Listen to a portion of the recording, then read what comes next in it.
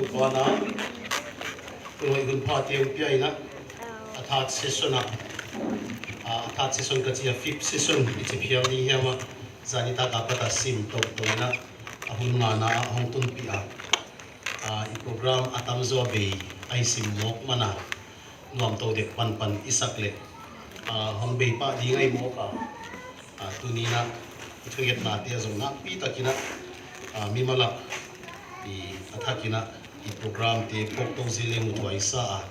ivek pia man phataka iman phatti chia theina di na i tunina mi malina jing sanga i devotion te hele zo i thumna pok to zile mu to isa question to kisai i dot na bangza hiamoma ni khat kong dong di nga khat pen jing chiang ina seminar session chiang ina tu gen la ka helping ina hoi ka sa tu ni ta klam session to ki tuak de bina question ong ki dong pen pasian happy na ichiding hiama pasian sap na isan na ai kele pian thak na inga na pen it's a special event it's a particular event chi pen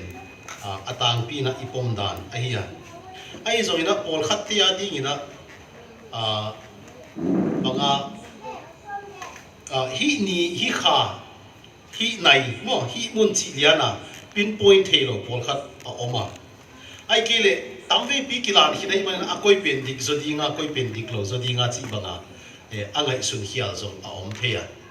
toy manina pol khat boy na a hi a to ma bangina hinaya question ngom pen pathian he pi na i thei siam le isan ni ai ke pian that ni ahun i chepti thei non lo manin i pian that na adau thoi diam chi he question pen meet to get tam pi takina I emphasize penu becoming a Christian ai kele i pian that na pen it's a special event chi pen mi tam pi tak pom ahia toy manina hen khatti na overemphasize ina hen khatti na overemphasize ina ani anai a minute tan na tanina to danina emphasize chiang ina emotional experience bang hiam khat a om chiang ina to pen hi ding hi china ki pinpoint ba hia mi khem pe pen to danina emotional experience a piang thak ai him kol kia to chiang ina aki thei na tung to na pian thak nai chi tak tak pen bel to pasian happy na a hong lut tana a piang thak hinai kia a happy nai phoka ikilat hiat pe na hia i pasiana di ngai ba kilat hiat tak tak to i phok khit chiang i pikilat hiata ikimi to i thum na te imo i hel na te mai sakhita dam sakhita chi ki chet na tak tak lungnop na inei pen to pen a hi zo tampi takina to imo iki phok na iki hel i phok na iki sikik na to hi tui luanga i om na pen i pian thak da ni na i pin point chiang ina a minute anai khong bang khen khat te pen particular ma ahia tunina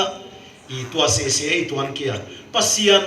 hoina happy na phok ichi pen khat ve it's not just a single event tunina azau zo devina gen ka uta hi to ki sai pen ahangina igama azong tulai na ki ha gena John Wesley Methodist makai pa pian thak na bang kina gen ma Methodist Paul pia phu hit kum tampi tak ministry ne hit nungina nikhat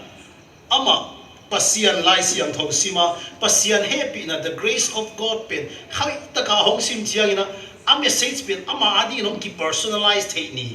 happy na to pasian ta ahi aki phok ni pen it's a special event chi hong ki phokin kum tampi hit pastor hi hit nunga pian thak na hong ki phok chi pen bul phuina pian thak na pen it's a particular event ahi na pen ki overemphasize zeli na katheya heila ma pen turina mi khe pe pen akibang kia pasianong ho pi dan zonga kibang kia Bible College ka online semester tingina ka buai ki kia theological crisis ka nei ki kia contemporary trends in theology ka sim lai bang ina kalu sima ka buai pen bang hiam chi le theologian khat thugen pen next generation theologian khatin ribat to pa toy mogle tulai taka theology chi di hiama ikin pen khangson tia dinga pen ginna diklo zong i the toy mogle koi pen adikhi mok ding chia buai ni ke ai zong ina pasian pen itia neu chi ka quantify the kia he has so many means and so many ways to communicate his truth. Depending on the generation and depending on the people more, depending on the way how they can comprehend his revelation, he reveals his truth to different kinds of people according to context. Ako nung kamuhian ahiya. To ay manina pasyanin, he doesn't have only single means mo. Pian thang nai chi jong pen single means kya hilaway be. And ing nama pen stereotype pa ko idan khat kinain ani khat niya Adam le Evi tiyong kikendingin anil tum ni kong atapatay mang tu tiyong kikendingin tuat siyang amo kihel na tiyong ngom din tuat siyang kilaan dingin tuat siyang tuan ni chetay kilat ni penipian at ni dan konga ni dan na inna makikoy si May stereotype kat koy na kat kikoy kineye tua hilaw ina tunin na azaw sa diwi na ngay sulingot way kasa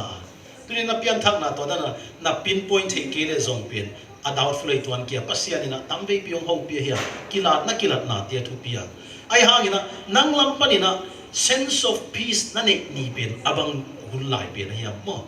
anitet set adakal na pinpoint hey kizongin tuwa kema ka fila tuwa pa niyan pasyan da kahit na kakiteya itibiyam ay kile tuwa Bible study ka na isya ka kihong na pasyan hong pinakatanga tuwa pa nina lungnob na ka ni itibiyam tuwa pin adet tepin kwa man siyam tiya hinnoloy be mo kenzo kapian thak na adet ka thei tuan lo pi tua dani na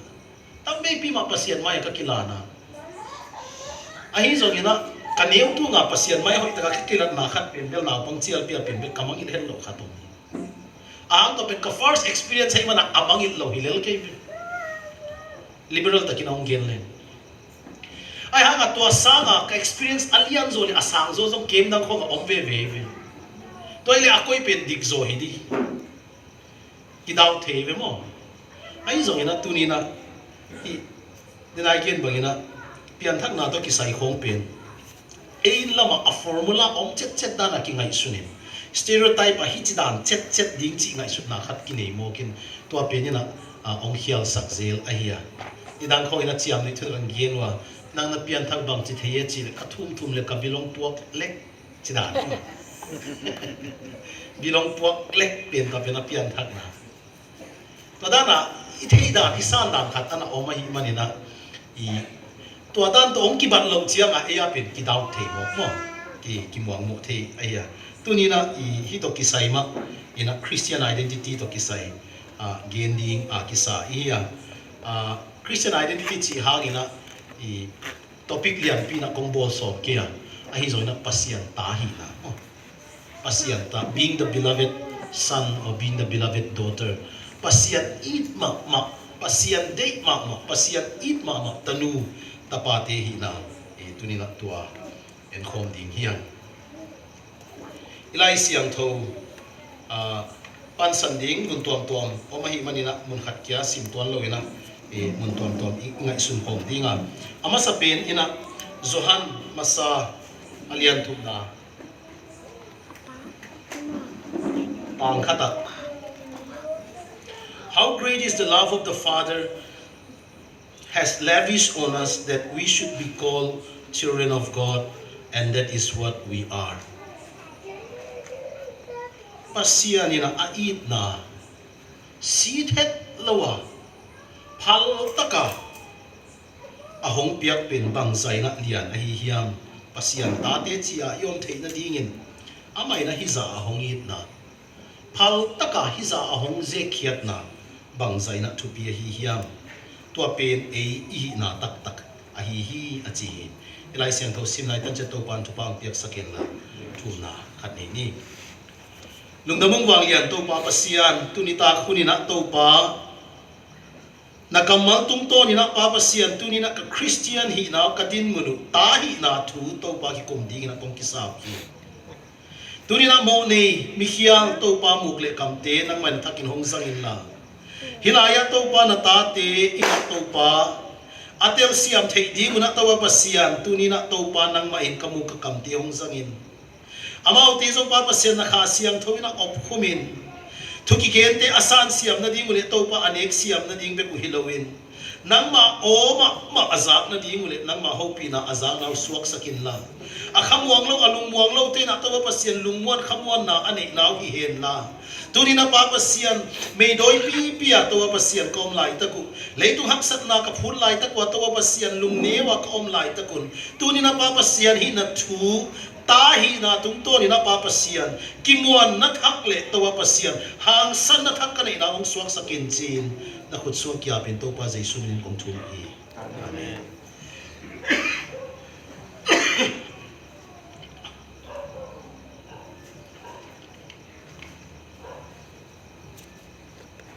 Christian hi na khasunga khan dok na ding ina pichin na ding ina akisamma ma khapen awang kima pasian it na imimal taka pasian ahong it na iphok pen kisamma pasianin keong i thivyo pasianin keong khwal dan kain kwan hong khwal dan kain kwan hong kep dan kapute kapite a kep dan to be kilon keima ma kasep kabol na hong it dan hong kep dan pen thu pi hivyo chi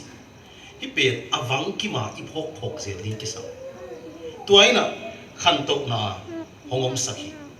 bahayam chi hi pasian it na iphok na pen tunina ama happy na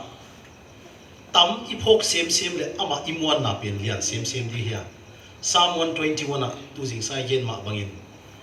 ke ma hu na koi lai panong pa hi hiam chin ke ma in mual tung lam kain to hi ke ma hu na van le bol to pa kyang panong pai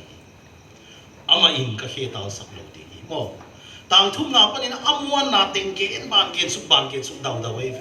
bahang na to teng ke hiam chi le confidence akimuan na teng ke hiam chi le ke ma hu na van de le bol pasian kyang panong pa hi chi I acknowledge manai toy mani na pasian thu pha te tam I the sem ma pasian ompi na tam I the sem le ama ki muang sem nei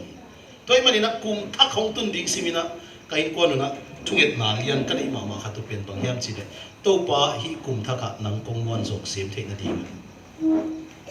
nang kong mon jok sem the na ding in to pa nongom pi dan apaisa nongom pi dan apaisa na mikit dan na chit dan na hoi dan ti hong thei siam sakin na thupa tam sim zo pe lew na umwang zo ding kai manun nang mamuan na lo to hi leitung haksa a na lesat na lungkham sin kham na kidim na a ki huat ki en na ki muda na om na laka to pa khamwang lo ding kai manun nang mamuan na to kal kaswan na mu hi china in kwan ki ap na kum thak simina kanei zero adia kina tu kum 2020 pen tu jing sanga ka ken ma bangina it's not like any other new year mo it's a beginning of a new decade by 2030 tu anei ding khong bang jong ki ong khamai the moi na ka by 2030 zile pasal anei ding jong ki ong khathe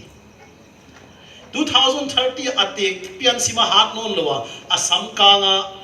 aki om ding jong bang za hiam ki om mai the toy mani na ikum te yet chiang ina a decade a generation sa yet ma bangina 2020 yong ki pat na to kitonina pasian mo na to kalsuan ding pen de wai sa to ding ina a thu pi pen ina bang hiam chi de pa it na pa hi sak ta hong i ta hi mo tunina cross to neu chi khati gen kha cross tello ina pasian it na cross sanga pasian it na akichian zo a hil chet thei na cross sanga athu pi zo a om dia om hile om te lai de pasian ina jesu christ ong si na di nga pin te lai ka ding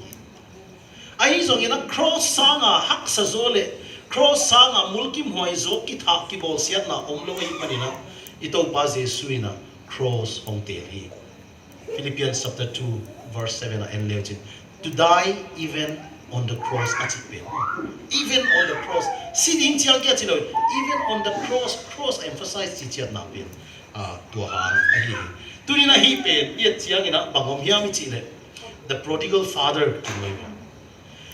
prodigal pen lexicon khong dictionary khong a en leo chin mo atang pi na enta patai mang ki chi ya mo le prodigal son pen the parable of the prodigal son pen ta patai mang tang thu ki chi ai zong ina prodigal pen English ai chiang ina bang hiam I chi le atai mang chi na hilowi prodigal chi chiang ina ki phal taka azang zia zia ahom zia zia chi nai ta patai mang pa zong pen prodigal san mina tan khang na pen apa ne le lam teng tai hiat pia gam la pia ane alam teng zang zia zia hi mana zek zia zia hi mana prodigal san chi min tuang e ai zong ina atang thu tak tak to pa Jesus Christ in again no tak tak pen it's not about the prodigal son it's about the prodigal God atapa ginalaw pi a du khem pe a de khem pe be hia to kya hilaw ina atapa hong tun chiang a party lian tak a thoki pa is a prodigal God a hong khe zia zia a ze khe zia zia pasia na hi na tunina hi ilai siang thoina ong lang sakhi ilay tung nun tak na pasian it na it heading pen na atupi chi ma bangina ya Paul have got zingchang zo ama live get Paul khat en khom ding here amana drawing circle chi live go bang na chi hiam chi receiving the father's affirmation on who we are and what we do is one of the major key for spiritual growth khasunga kham to na tak tak le pichin na tak tak dinga kisam ma khat pen bang hiam chi le pai na ong the na le pai na isep ibol na imihi na hong a farm hong the pi na hong pom pi na mo hong nam kip sak na tua pen kisam ma hi chi asungai pichin the na ding na toy mani na we consistently pai open izak zel ding tapate hi na tanute hi na pasian it pa pasian itnu atanunu atapapa chi kamal pen avangki ma izak zel chiangin to affirmation pen izak zel chiangin iphok zel chiangina I kha pen na pi takina khan tok lam amano ai to I manina knowing and experiencing God's special love individually pasian in ke hong I thivyo en pasian ka it pachi ngau ding pen bai khol hello hi mo Jesus pen kahon pa ka to pa I worship you bel kichi thei sa mai ai zo na to pa kong I thi ma chi ngau di pen bai khol hello hi mo le I pasalte izite ai kele inunga itang walte kya kong I chi banga I love you Lord pachi tak tak pen bai khol hello hi ai zo ina tua pen lam hi zo lo ina tuna again no pip zo pen pasian ina ahong it ma na pen I thei chia ina ki gen thei ito pa Jesus Christ a baptism en leng Johanina again to chiang ina the transfiguration zo en leng ama sai na bangom hiam chi le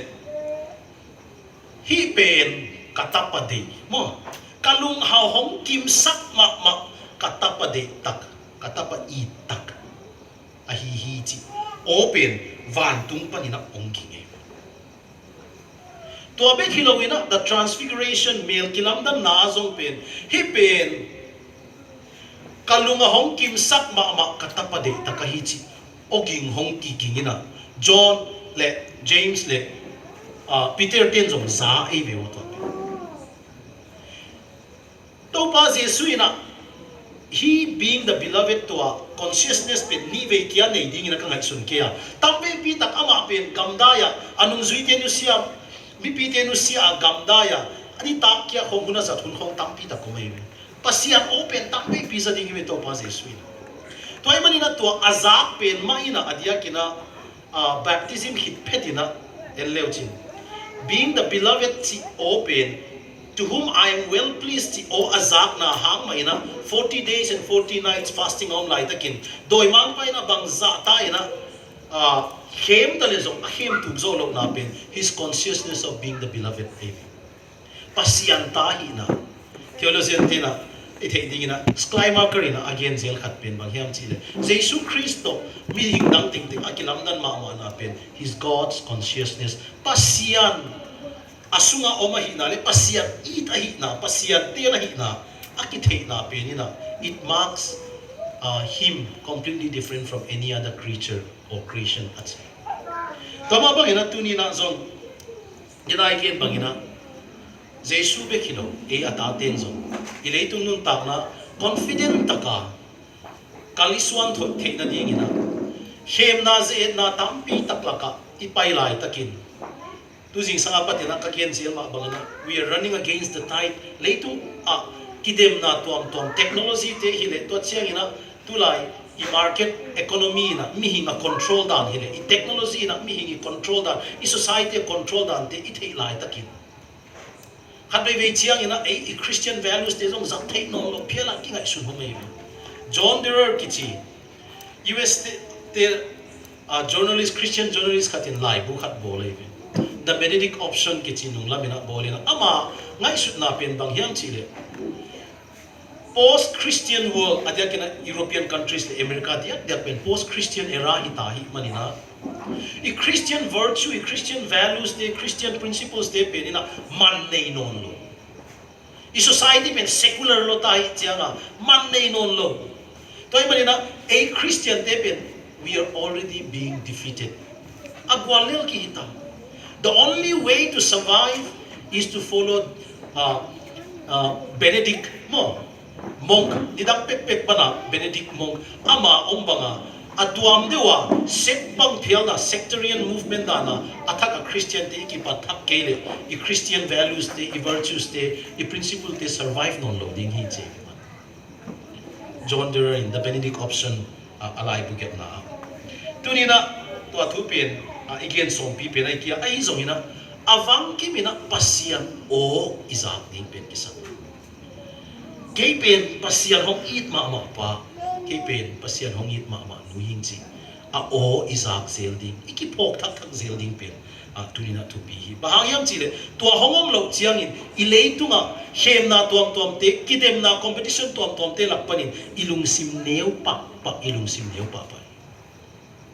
gente na ding ina tunina panei lai bang zayoma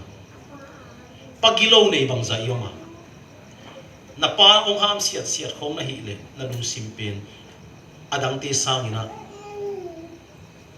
na confidence level pen yam zo khamai the pa te na athukim pi ma effort ma ta te pen lok ching de ham tang hi ve tang pe in sunga pa te na bang ma man genute ta tong nei zong ki seeking khong chi za donga aki ham siat te ta te pen to za ina khang to lo zo to sang ina apatin boy nang ma hoite nang ma ta tong nei ham pha ki sai thu pi ki sai a chi te ata te ma khang to ina lo chi we ve to pen I thei sai to ma bang ina tunina ya leitunga zong ipate ong e farm na hangina emotional ai kili ipate hong sam siat na hangina ai kili ipaten hong thusim lo na hangina ipate kampau hangina confidence ding in iza I confidence o keile mo ai kili insecure ding za insecure so keile ai kili inun tak sung khem emotional pain to a baggage to yo mokle to kibang lian ai we pa kyang pana van tunga ipa kyang pana affirmation inga kile ina sep na khat pe zong ki confit wan lo di ya the 60-minute marriage like wa papi khatina again here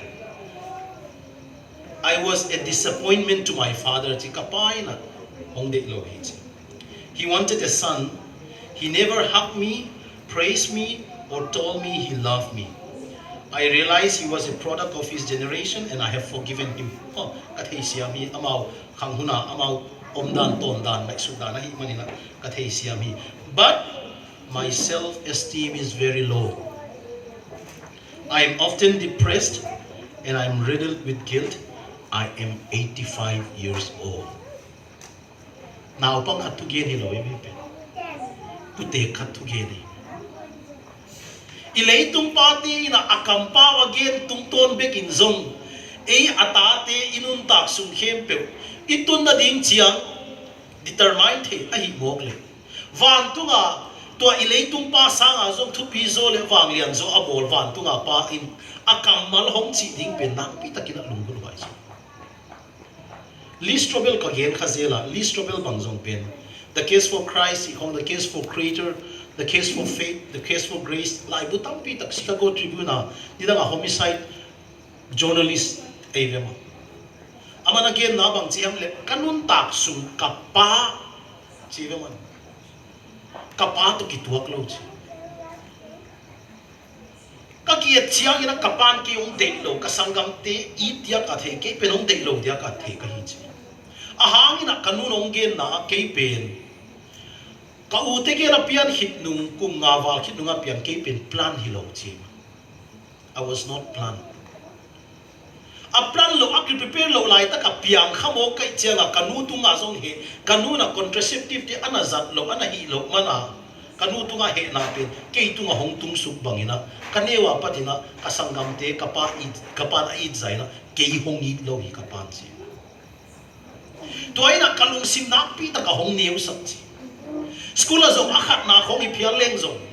kalung sim tong tak tak in ka tun chiang na kimuan na tak tak nei thei tuan lo khola ka zong kimuan na tak tak nei thei tuan lo in para ta hiat ding bek bek khong kalung sim om chi ai hang na kapa asi nungina achia ken kapan hongi thet lo ka sakle ke Chicago ko ma kapa te mun gamla piama kapa pen lawyer min thang ma khat a hi achia a office Chicago Tribune na article om teng office staff te lagi ye kisuan nang penong kisuan pi ma hi tu ka zakina o kapan bang hanga adam laya ke khat be be kong gen lo ya hong gen is in le tu asang zo ka tun dan di kalung dam dan di ken kapat ke pen kapa adi na sorry ma mo a mistake mga kakingai su ya kalung sim neo den kapa approval mulo kapa affirmation mulo kalung sim neo den hiya ai hang kapa gamla piao ma Chicago Tribune article ka gelti amu chianga anak lungdam lo along te laka banghang ke kya hong gen lo tuani na kapa tam lai hen la kapa to ki mui na ki ngong koi le ka ut ma ma ilei tu pate gamtat kampau na ina i confidence na pi takina asukang ma bangi hi ilei tu nga zong pasian ila confirmation mo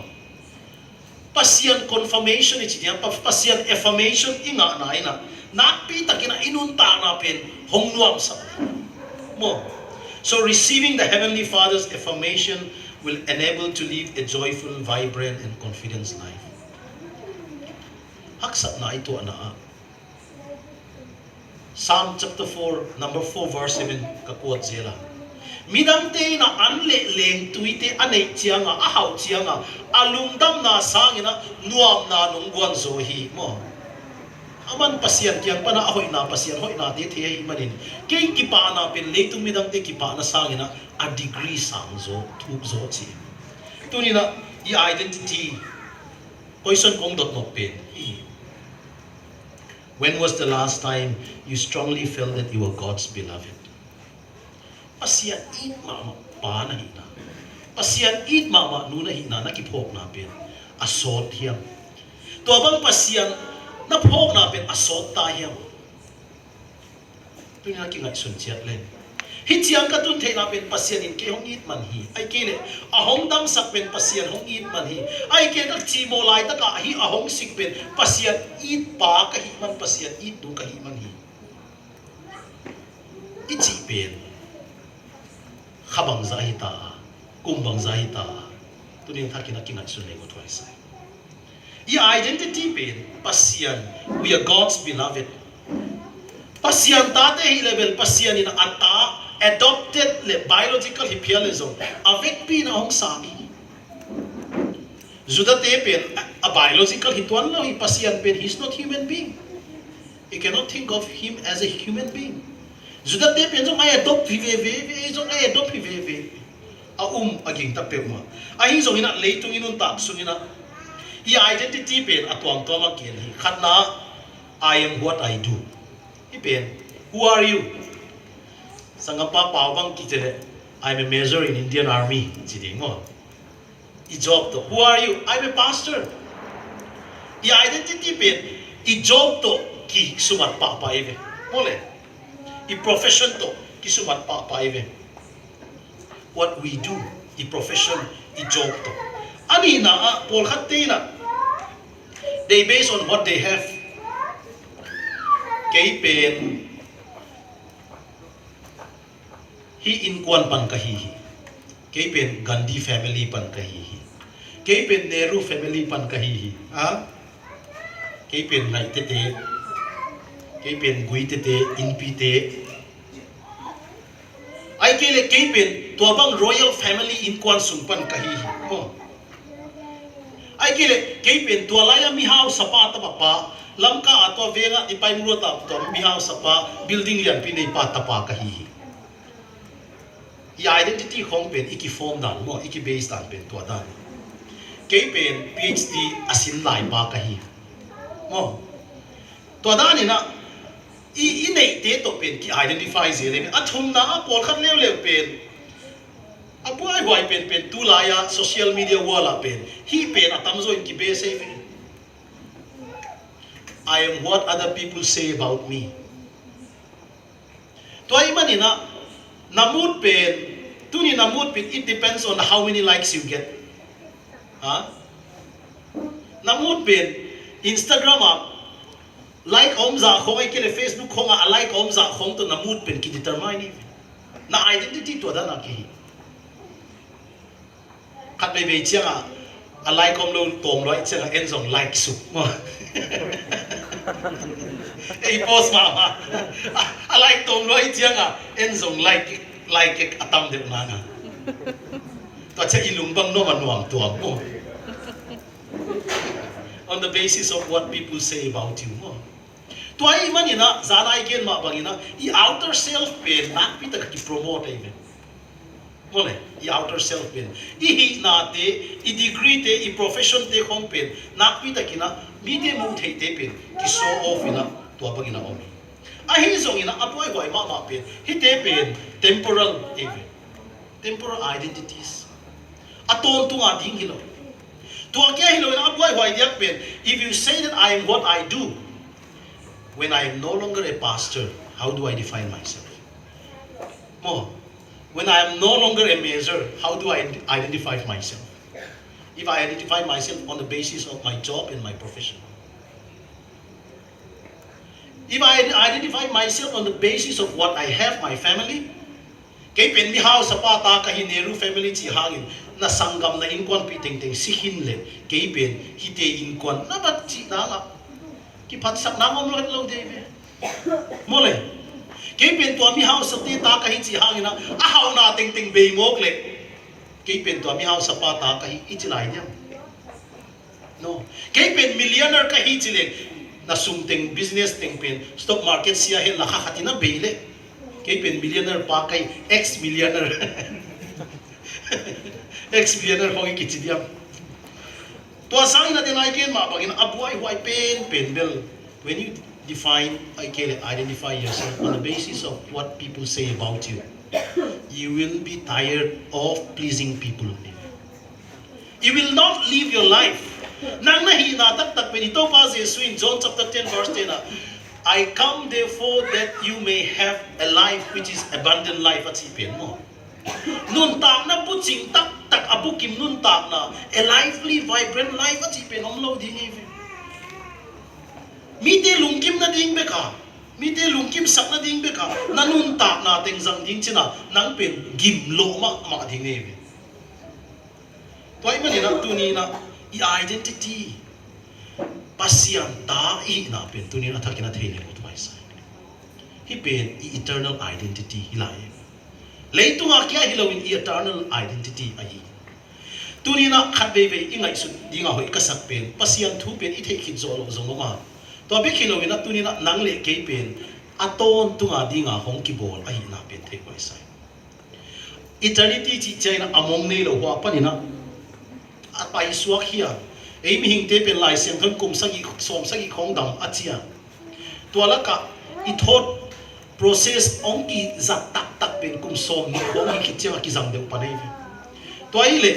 kum som ni apana kum som sagi ichin tan chile kum som sagi azong hat no loi changa I khwa kha to tak pen kum som nga som guk tan khong I mai the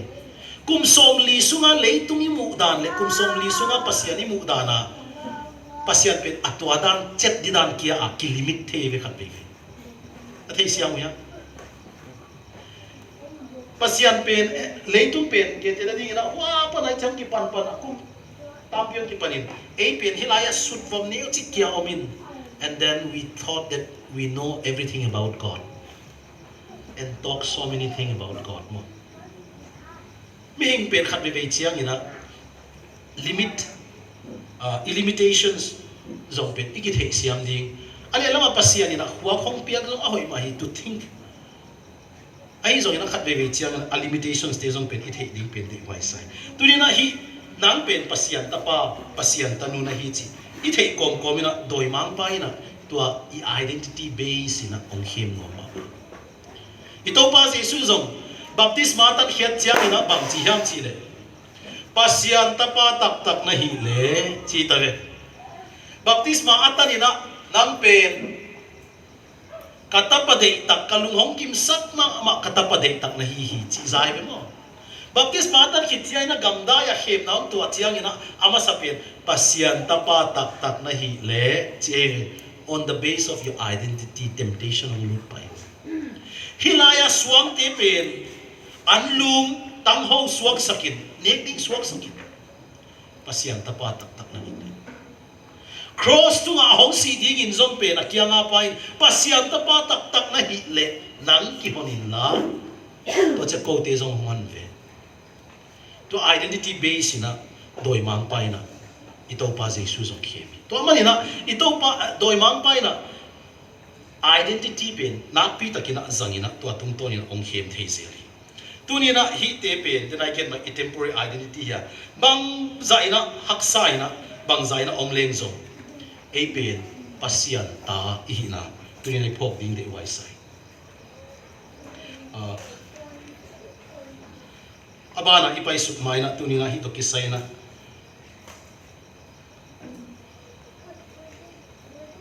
ka testimony neu chi khat khong gen nuama pasian na sem om I manina I midang bangina sumle pai pen ki chingpi pe kina ki dei gi khol ai zo ina alam dang ma pen holding a ki nei lo hangina zat ding bel om de alo ma zat ding hongom de chiang ina aki tua kina pasian ina hong pen yan le na lam dang ka sak ma khat kanau aneu alian zo penong pian khitina ka khiten no patina nauni nang tamai chena sum ki holpa mo private ya pune la khozong sasun hospital khong nauni no ambel ki khol lo debe mo le to dan ma enzong sum ki kholin a chile sum khol ting nauni khitchenga vaccination ting dong be in sot lo wa naw ki pai ki khai chi aki ka di pen khol ki ngai khol ding ala ilo tom lo ma mai chenga khol zo ding I khol lo naw kha tong piang di zo mai chenga om pi la ki sam lai om pi ding pen long pai na nga van leng ticket ong lak nang to khasima om pi ding piang nang teng thui chenga sum pen ki khol zo ma lo ki khol zo ma bang lo ding chi ai hangina pasian happy na to pasian in abun honina atang tang inong pi ai na ko ka khol sa te bang ka sang ki zo ze ma pasian ina mi te tung to ni na ahong pia ai hangina to kanao aneu zo penu anu na maternity leave khathum khong lai man khathum ki chen akai ngai ta school akai ngai ta teacher apangai chianga anu na nu setting ai ha ka buai penu bang hiam chi le nawin bong noi vui ichi hiam ai ke bong noi tui formula milk adon ngai mo ahang anu kwal kheta di chianga formula milk adon keile naw pen buai di ta ayang ala khathum kia doctor ten ai theile khat kum khat bang anu noi tep sa kum chinuam lai mo a chile naw ka sinule ka te sule formula milk du bong lo anu la kai hong hun tak ta toile thum na ne ki prayer se ta ka jong gen nawina noya du na ding nong thum piun toy ki le scooter second hand bag kalom nu na atai pi the ding na kanei na ding nong thum piun chi le kawina nu me khatin khopi sunga scooter second hand ba he lom zong den chiang ina lampi hosele i showroom of enun la a down payment ding kong piak sak dia IMI te no piaun chi ka de te ka va etu le IMI zong pin ana tom het lo lung ke pia ina kong chi ale ni ta phone khatong pai na i tua te na gari ka zon lamu zong thei ya thei lo yam bel ka thei kia thei lo ina ka thei ya ka in nuai wa scooty khathum kho ki zam lo khatoma pastor khata hiya i akisam ade khatom le ana piai nong chia no na de duam de ma ke di mo kal thum kal ni bang ki thuma bang za piak dia ka chi le piak ngai lo di afri di hong chi tu adi tak bang bel pasian tapa ka hi na pasian tanu ka hi na pen na pi ta ka feel ke bi pasian ta hi mani na pasian in ong si ka hi na pen ki feel ai tua kumma akum ki kina kana ngek pe nu kum khat chingpanina kum ki kina kum khat chingpanina anu dengue dan pianina khosikina antibiotics hong dong ki treat chiang ina a platelets count hong 60,000 hong tung aman la andu ma lo antibiotics ha dai chiang ha ta ha lo chawa chang keila office la makabua lai tak tua lai tak ani tak khat katapa hu ahutal bathroom akin tep tam dek tak zoma chile anula lupna patang thozol alo thilo wa thok ngai ta hospital akin ta ka pai pi anun zong enzo to lo anu mun khatai chat tu amin mai maya anu hi na to min ken na pin domin kayat sagule x-ray khong lagle doctor pin hi pen plastic surgery bol ngai di chi agu su khalo hi lo mo doctor ka chi agu su kha kele zong a nail bed pen kisia hi nang hi chinong khui suk lelen la paileng hi lo ngong discharge lel ve ka chi le ha hi pen general sergeant te zong ki khoi sak lo di plastic sergeant te ki khoi sak teo ta karei bangza be phet dia ma chi ilung si ma ngom ta jing chiang ina jing ka da bu ki nong payun la singa dong kwan nong chi tamai kanu te ke ka ken le ma zong alak nam thei tuan lo nei tuan lo phone call khatong pai na jing samchiang ina kong pai ding china jing sang pai na credit card ong pia khatong na man hunu na de hunu na chi hunu na nei hun chiang na hong dinun tu ani bang zong pasian ta hi hong anop dan ki the pasian hong ang va na hi na pasian ta pa ka hi dan pen athak thak ki phok kai tu ni na no zong tu ma bang ina na nun ta hi pen sule pai to ki sai le hak sak na to ki sai ka gen na hi na khat ve ve chimo taka mangbang taka na om lai takwa pasian hoi na alam dang na mu hun khong om ding e not just only the material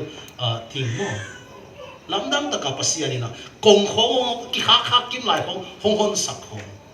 tua te na ikin na di hong hat sakin pasian to hong kinai sak na hi gi ge Brennan Manning kichi pastor zo na hiya scholar khat zo na hiya aman hi John the gospel according to John pen asim chiang ina John pen the gospel according to John adia kina the beloved disciple ki chiome jesu in a it anung zui pa ki chiome jesu in a it nung zui pa pen atang pin a church tradition a pen to a gospel according to John gel pa hi ki chi tu lai modern scholar tamzoi building da khol ke na early church tradition a pen to a John gospel pen a gel pa hi ki chi toy mani na to John pen mina who are you chile I'm the author of the gospel according to John I'm one of the disciples of Jesus Christ chilo di hi chi ama pen who are you ki chile I am the beloved disciple of Christ ki chi di hi chi ithei siam ya pasian in ai pa jesu in ai anung zui pa ka hi ki chi pen ki thei loi chianga John gospel na sana pen zong the beloved ki chi chianga ai anung zui pa chi chianga ama pen mina dok chianga kwa na hia chi chianga ke nung zui te khat ka hi ki chi dek lo de hi chi but I am the beloved disciple ai anung zui pa ka hi ki chi di ka hi chi to ma bang na tunina zong hi ai anung zui pa I ding pen ki sami then again king ma bai tapatai mang to kisaya apa pen pasian pen he's a prodigal god a home sia a home khebe ane za zong atati adi nga home hebe atapa agilo aginalo athumang lo gamla pia ama kiang para tai hedi nga ama bang si hen ti za donga angai sun pa pen ane ago akim khat hen hia ai kile ama tan dinga kilom tan hen hia to teng asat be hit chiang a zong agala amu chiang ina vadela wangong koya adin mun tu sakki ka to kya hilowina party lian pi tak bol a prodigal god akipal pasian ahi tunina tua pasian ini manina tunina ate pen mo mai sakna kineya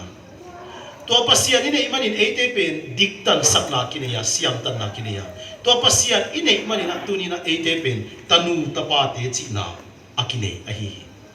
khabe be ingai su chiang ina pasian pen he's a vulnerable father tapatai mangin aruta da abol the mo he's very vulnerable ahi zong ina ama happy na to kidima hi manin eat na to kidima hi manin to pen a vulnerability ya kingai sun hai be khat be chiang ina and we used to take it for granted a happy na pen a grace pen to hang ina khat be granted ina kingai sun chi ahi zong ina ito pa pen ina pasian pen ina kiphal ta kami angai dam pen it's a joy for him ama adi nga alumnop na akipa na nahi tapatai mang pen aan koya hedap thak te puanak te zungbu te abul saka bong no thau pen ko saka alop sak pen midang lungdam na atapapa lungdam na hiloin ama to apang akiphal ta ka aze khiat zia zia ahom khiat zia zia ina ama pen kipa te tunia nutek putek patek nei na omule inute ipate mo atute tuwa ki phalda da leisak non ko chi leisong leisak sak wi tam leisak pe le ma lungdam e bi mo atute lungdam lo mo chi zo khwan lo wi be tom na mo ama hom hiat zo na pe le ama ki pa ku wi inui pate mo atute tuwa hi pe to ma bang ina ta patai mang tam thu pe ni chiang ina pa hi na tak again nai alungdam hom khezia a hom khezia pa Luke chapter 15 pen hoi takinen leuchin tapatai mang pa ami pa amang na thu hi zolowina pa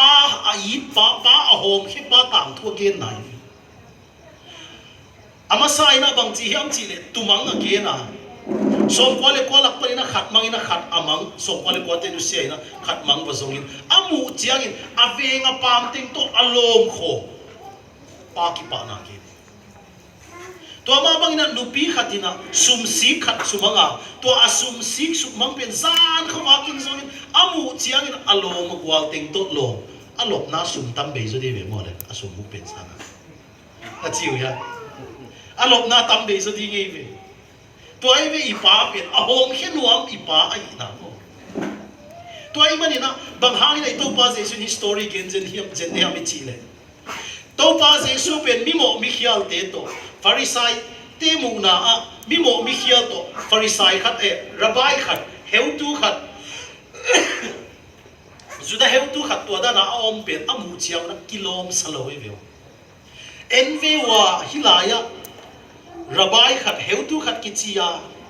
kam sang khat kichia mimo mikhial te to anne khom hilo mo chia akowi to lai takina ito pa jesu ina azong hepai na amu chianga alungdam na ahom hiata it na ahom hiata pa it na ahawdan le alungdam na topin again not naina gente na thungge na tumang tang thungge na sumang tang thungge na atop na a climax ding na tapatai mang tang thungge tapatai mang tang thungge na atop na pina again not pen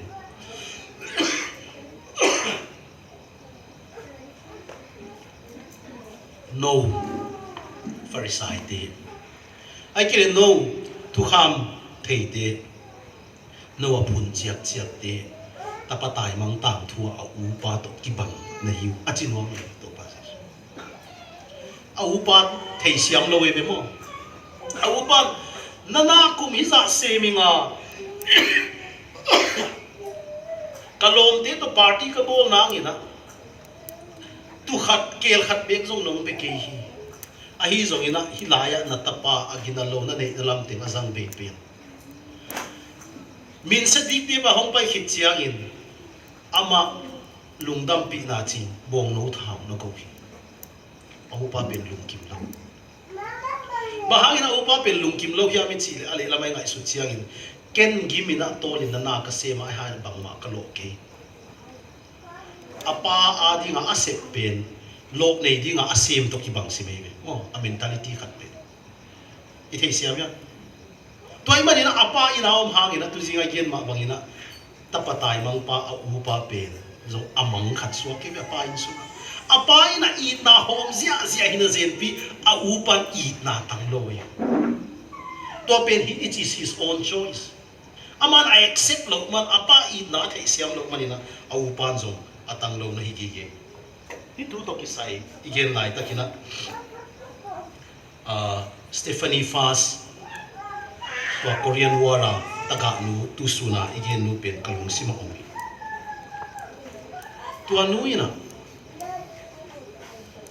taga chi akithea kumlia hi apanina mi te te ilawina khodung khowaya omin kumsom le thuma phak tan pen to danina oma atop na World Vision 10 muina World Vision 10 a kemo to azong pen gina het tuan lo ama pen alung sim zong dik thei nai tuan lo to panina America missionary te nu pa ina ai to tua ai adopt tu ina atahi lama thei ki wa om pi asila di nga sa tu ni tan na hong sep sak lo alam dang chin alom te ki agena World Vision na ni danga om na muna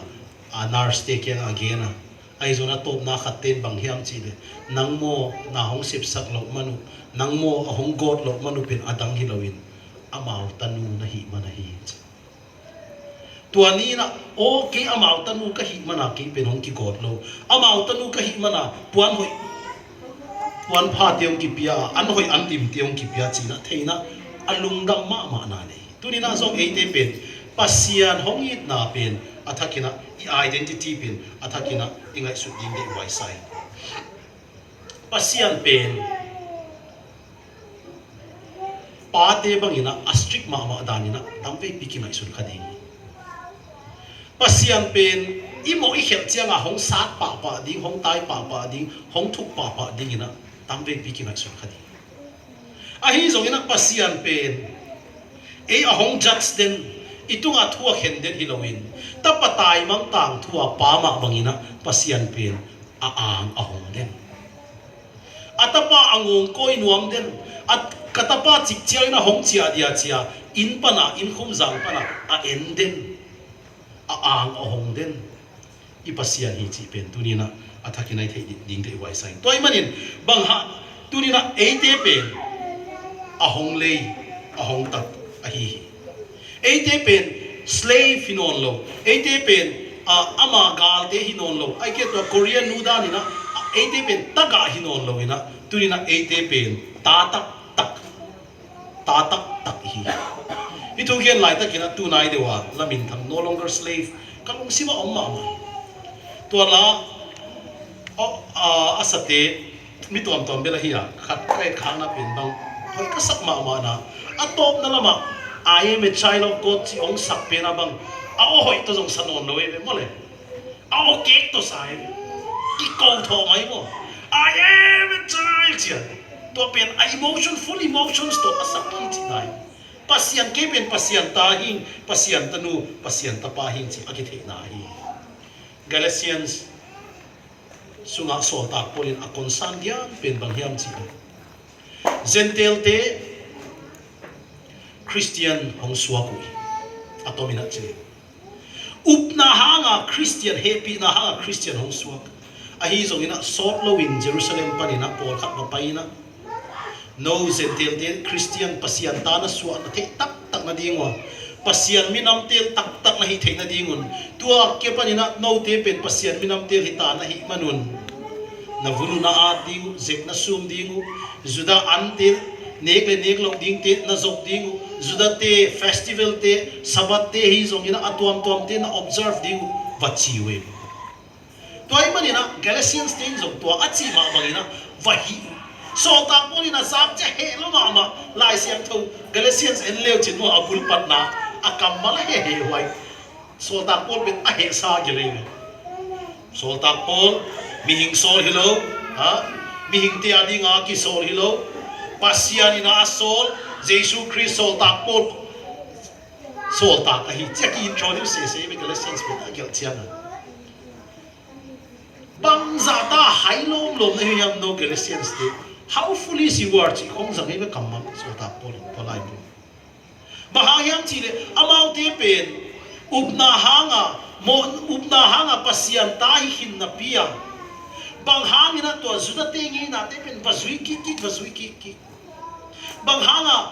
zuda te ngi na te zuya bang hanga to angi na le tu kham te tu to ni na slaves waki no te pen hong ki swak ta sakta hi lo hi hiam bang hangina to hi lai na hi hiam no te pen pasian ta te hi lo na hi hiam you are already adopted as sons and daughters tunia kagen ma bangina adopted le biological pen insunga ay affection to kisaya pen anule pa affection pol khat pen bel ki bang khol ki khamainte mo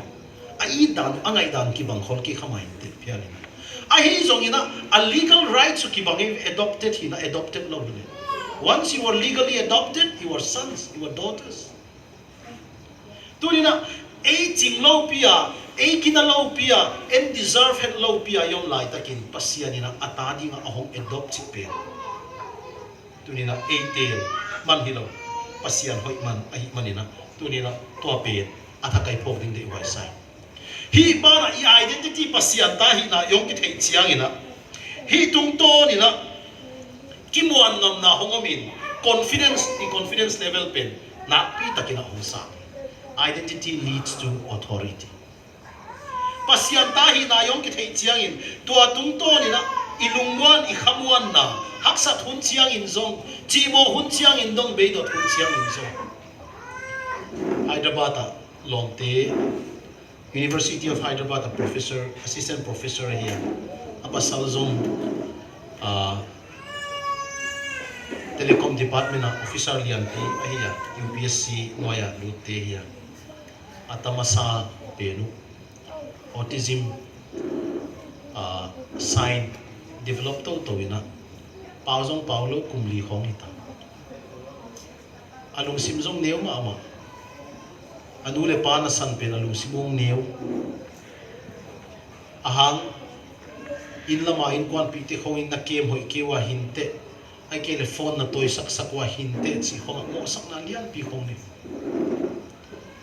ata ani na penzong a u ben autistic hi mana u om dan ching sim mo ai hanga ama pen a khwak khong ai tu chiang bel a u to ki bang ken te chi ai hang a behavior u dan ching ding hai chiang a boy sim pi ding khata om school a kai sakule to atu nga bela mau pau tu lai pen naw pang pau thi ha kai bele mo le tang pi na I gadgets te hang khong ma to chiang ina ni dang bang ina lom le gwal adia kina khopi am te bang pen pau hak dia ke vi lom le gwal nei khol lo wai chiang wa aki hopi ding om khol lo ma to hanga pau hak hin te chi school ki sakai sak le pau kha in te chi kai sak le pau to special care pe ding sak le school special care zong na pe tuan lo na half chiang khonga break chiang khonga ama kia khong atuama ana om liu zen to banga omong thei chiang na amao zong hospital apai pi cheuna autism hi na hong thei hiam to pani na school apata lakhiat ngai ta therapy ka hi zelwa chia speech therapy khong hi na a motor nerve chi ding hiama a khut khong mo dei banga zang hin thei lo hi mani to te khong zong treatment ka bolu therapy ni tengina da kal ni bang ka paiwa tuam ka paiwa sumbang zong tampi tak ka se ngo khabe ve kalung ke ma khabe ve kalung sim deu ma ach kena ma kia nga 3 idiots na inya he 3 idiots atin all is well achi ma bangin nang zong I'm a daughter of God kay ben pasian tamu kahi hita ina haksat na tuak leng zong pasian ta kahi manin pasianina ahoy lamina hong bol sak dinga hi haksat na ka phuk te zong pen pasianina atanu kahi manin kapuak thei tham ding ina pasian ina hi haksat na te zong kapuak zo ding ina ke tu nga siam na hongwan dinga ai ke de I na le lai na hongwan di manin haksat na to banga na lunga kiat ding chiang in ke pen pasian tu ni ka hi chin chi te ka gen tu nga ama anui bang za zo sen mo ai a khon nga hong gen chiang ina to na thu gen na gen tung lai na kanui azat hang ina tu ni ka ngai su chiang ina pasian ta ka hi na ka ki phok pen ina na pi takina to bang ta haksa chi ding hian abuai huai ka nei phial zong ina ka lung muang ina ka kham hi toy bana I identity pe ni na mo lung muan na le khamwa nam pe to tung to ni na pasian tanu pasian ta pa te hi manina to tung to ni na authority lian piong pi ta hi manin che so ta po ni you are no longer a slave but sons and daughters and heir of God pasian to zalu khom ding te pasian hoina achiam ding te kya hiloin pasian to asem hom ding te pasian to kalaswat hom ding te pasian hausak na akopi ding te pasian siam na akopi ding te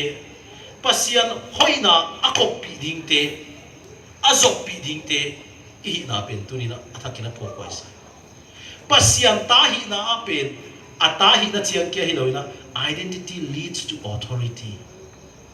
dunia ka gen ma bangina hi ikimi kya nga te nu me ni nong nei chiang na pireta nei chiang na mi pi chi hi ta chi na lo wi chi bele mo to ma bangina su ta te culture azom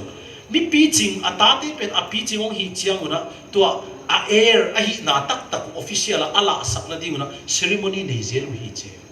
to ai manina sol ta poli na hilaya you are no longer a slave but you are adopted as sons and daughters and you are heir of God a chi chiang ina to a ceremony na upang iphiang le chingzo to a ceremony a pen nang pen na pa na kazalwa ding pa kathakeng ding pa hong chi nia ki panina nang pen na society na honget nan tuam de to ma bang ina hilaya sol ta polina pasian to zalwa khom dinga chi chiang in pasian hausak na pasian nei na te kile pasian bol thei na lam dang te tan phai na ama to abol khom thei dinga to air ama zalwa dinga ahong te la hi na tunina athakina phokoi sai doi mang pai na khem chi takina hong khem dinga ikoi I identity issue ma ina half truth dunia den again ma bangina ito pa Jesu khem na pen bangyam chi pasian tapa tak tak na hi hilai panina tom hia in la mo Psalm 19 pen quote van tung leitung tu mai na van tung mi te na angel te na suang na sukhak mai na hong dom to dingu a I identity base mai na doi mang pai na hong hi the ale lama na hi tak tak ma mo na piang thak tak tak na mo pasian ta tak tak na hi na mo enve na gam tat dan na kho hei dan aman imei ma ponte mo huat nop sa sai ben doi mang pa ineu thei na dinga ilung simineu na dinga ikimuan zolo na dinga imei ma ponte ni danga yom ta te to te pen huat nop sama mai confidence in it long na dingina to pen dei ma mai ai zo ina tunya ka top na ki ke dingina again no pina so ta polin bang chi hiam chi who shall separate us from the love of Christ Christ Jesus hong yi ta pa na kwai na ama to hong ki khen sak ding hi hiam hak sat na mo ai kile buai na ai kile bol siat na mo gilkial na mo ai kile zon na mo ai kile si na mo bangina Christ Jesus it na panin ATM ki khen sak zo ding hi hiam abana isim chiang ina for I am convinced that neither death nor life neither angels nor demons neither the present nor the future nor any power neither height nor depth nor any else in all creation will be able to separate us from the love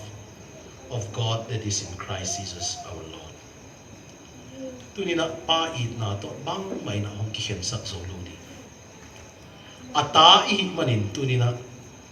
aman hong kemina hongong pi di tunina hi thu to kisai jing sanglamina nabil kuresi tang tu tam lo igena nabil kuresi apian thak ding kwanina alung simbel clear ma tai chi bele mo tu nya ni tak ma mai gen da ni na he was convinced alung sim atop na dreams hong visions hong to siang na tu ate confirm to char I manin atop na zong ama zong pen he started fully believing him ai zong ina ava accept tak na ding apen a will to ava accept tak na ding apen haksa asak ma pen panghiam chi le anu apate to ki khen ding anute hi za I chi pen the apate hi za I chi the anute hi za muslim kulmuta hi chi the apate hi za muslim kulmuta hi chi the ak nu to apate ni bel ama ding anap dan ding the haksa sama ang ni khat atop na lai siang tho kempa salut tu ina Quran to Holy Bible ani to kin ka to ha Holy Bible pen kalamasa kasima New Testament akapana mathai kong sima tua Jesus ka sanding ko ni na I mourn for my family che mo ai hangina Jesus ka malte sim kong ki pat soma mathai kong nga kong lut le blessed are the ones who mourn chi ka sim kha tua mun kong sima pat ina pasian kamal du diak na ki ading mama hi na kong thea blessed are the one who fight for righteousness sake chi kong gen chena okay ading mama ki mama pen thu dik thu tang thei nuam ka hi na kong ki thea ka lunga ki mama kan nuam ka sama ma chi to ni bang class kalamang in zo zen chi ni ta kong hi na ka sim sima bung som le chi na kong sim chiang ina bangom hiam chi le ke hang ina anu apa ai ke mi maya ke ahong zum pi ti ken zong pa maya ka zum pi di nga chi hong sim to ke sa ina anu apa ai zo hi le kanungong zui thei lo di hi chi hong sim to chiang ina haksa sama ama atop na kongko chi ka lutun ke pen lampi sun ka hi chi hong sim to atop na Jesus kya pangzo non king I surrender tayo nang pen katopa nang pen kapasian nang pen kahon pa hi chi kasang hi chi na zan kim dak thum polina kasang hi chi toy manina pian thak na chi zong pen it's not just only a matter of the mind and the heart emotions kya zong hilo it is very much with the will live toy manina then I get ika man honga takata tua ahizo hilo ina iba ki piak hiat tak thei chiam ki chianga lung sim teng to iba ki piak hiata tua khamuan na inei na pe ni po pe ni tuni na zong ito pai na ama ta te dinga ahong bol na ina ama tanu tapa te chia sap thei ding hi na ding ina atapa Jesus Christ cross a ong so hi pen aman azo sa ai tuni na nang atapa atanu na hino tuni na hipe nang na accept di hiya na accept to kito ni na chinlo na hi na te pen pasya ni na hong phok sak di nga ahi zo na namo akimai sak na pen lungwan na khamwan na pen hong pedi to akipa ni na midik na hilo hangin migina na hilo hangin akhasyang thoi na hongom piin akhasyang thoi na hong kalswan pi di mitam pi takte na ito pa Jesus nung zuileng ay kele piang thak leng nuam sa non lo ding Christmas kuan khonga kem khong bol tu bai het lo chi ve lam khong ang Christmas nuam ta ka zam nuam lai i chiam ma toy mana kemi bol di Christmas ki chiang am bol khong ki aha hi thei non lo ding chi lao hi mo mo tua hi thei non lo ding to pen bol thei non lo ding cha ki lao hi mo alam dan ma na khat pen zi ka nei chiang ina ke nu nga khel thei non lo di cha kap ko ma ha ken to zi nei ta ding a ki ho wa thei non lo di chi ko ma ile kal mai ngak la bele moi ten khop pi kal mai ngak la zi nei khit chiang a hi thei non lo ding te hang ina da ina zi le ngam lo mi bang za yo ma zi hoi ma mu le ji hoi ma mai ke nunga khoi ma mai ke pasal hoi ma mu leo chin mo na gì đi ai cái nung khơi mà tăng vào khơi mà mua liều chín một tua chỉ hết lâu thì này về mà hồi con lâu xìm man không à nó đủ cho sao mà bắt rồi con lâu xìm man à mà tụi cái tiếng này chỉ khai để chỉ thì này về ai hay là lùng kim hoài mà mo na lùng gul mà tan khát tụ mua liều chín mo mà tụi cái tiếng lên cái chỉ đi cái nung khơi thấy non lâu chỉ không à đã hết lâu thì này về tua mà bang ina ito pa pen eito akiting di nga aman sa pen tunina iya di nga na hoy asit low pa ama to iyong lo manina lungnop na khamuan na tak tak te kita leito ina lungnop na khamuan na zule sa hita ino kham te hieno ai kile party tom tom ki hel na te atom tom te nop sak na ichi te pen tom lo ma ai zo ina ito pa ken pana lungnop na ichi pen the joy that comes from God pen it doesn't depend on circumstances insunga si le man na hanga na lungnop na pen tom khat dau deu phial le zo amang ding gi mi hingte thei siam zo lo the peace that transcends all understanding it mi hingte pom thei lo thei siam zo lo lungnop na khamwan nai na suma mom ding mi hingte na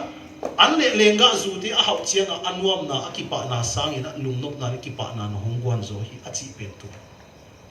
tunina jesu to ki zom keleng itan ding pen tam zo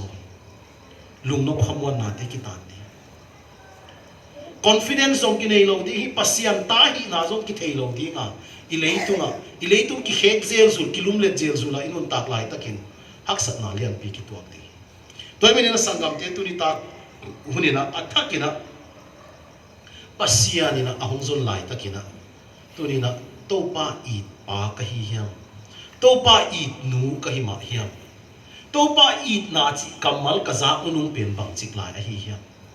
tunina athakina kinai sunni to pen I identity hi leitung be ka I kep ding hi loin isi hit donga I identity eternal identity ai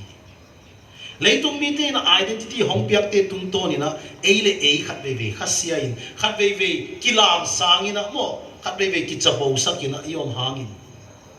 khat ve tua leitung mi te identity hong piak te tung to ni na ilung sim neu ina ki thakiai ai zong ina pasian hong piak ki identity that we are being the beloved ahong it mama nu ahong it mama pahing tunina athakina hi ithei ding de oi sai vek pina ding to ni na lamakai ten to pa long it na chi pen dena sang na ki niam su de le a bit jong on zu de na mo lungsim tak